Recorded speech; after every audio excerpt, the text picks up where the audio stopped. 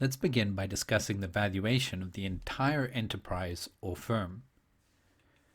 In order to value the entire firm or the entire pie, we need a measure of free cash flow that is free to all capital providers, both debt and equity providers. Let's think about how we can calculate an estimate of free cash flow for all capital providers. Consider the income statement.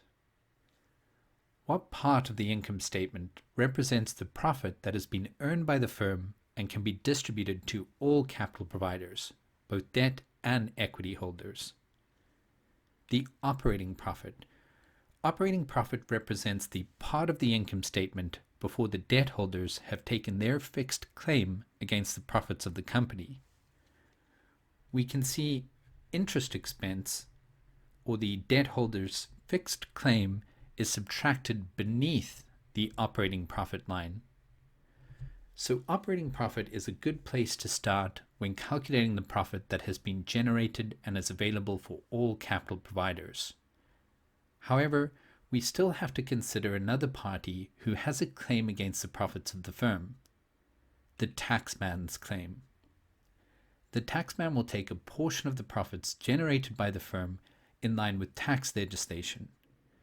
So we need to factor in the taxman's claim when calculating what profit is left behind for the capital providers, such as the debt and equity holders.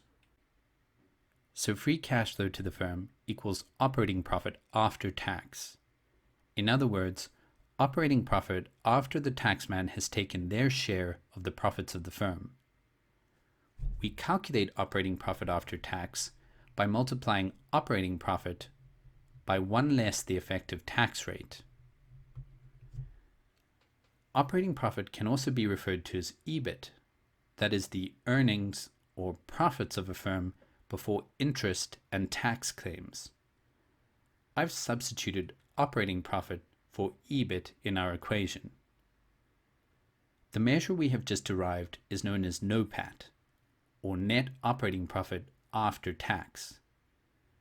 NOPAT is a measure of the profit generated by the firm that is available to both debt and equity providers. It is a measure of the company's potential cash earnings if it were unleveraged. Notice the measure is not influenced by the amount of debt or leverage within the firm, because it excludes debt claims such as interest. From NOPAT, we have to subtract off the additional investments required for the company to maintain and increase its growth rate. So we have to subtract off the additional investments in non-current assets, or CapEx, and we also have to take off the additional investment in working capital. We have now arrived at free cash flow to the firm. We took NOPAT and subtracted off additional investments in non-current assets and working capital. This gives us a measure of the free cash flow that is available to all capital providers in a particular year. What is the appropriate discount rate for this valuation model? If the numerator, free cash flow to the firm, involves the cash earnings generated for all capital providers, then what is the appropriate denominator? What is the appropriate discount rate for free cash flow to the firm? The appropriate discount rate is the expected rate of return to all capital providers, otherwise known as the weighted average cost of capital, the company's WACC. Once you've calculated the value of the entire enterprise or firm, how can you work backwards to calculate the value of equity? Well, you take the value of the entire firm and you subtract off the debt component. Subtracting off the market value of debt will leave behind the value of equity. What drives the numerator in this valuation model? What factors drive the level of free cash flow to the firm? The firm's return on invested capital. Let's consider return on invested capital in a bit more detail.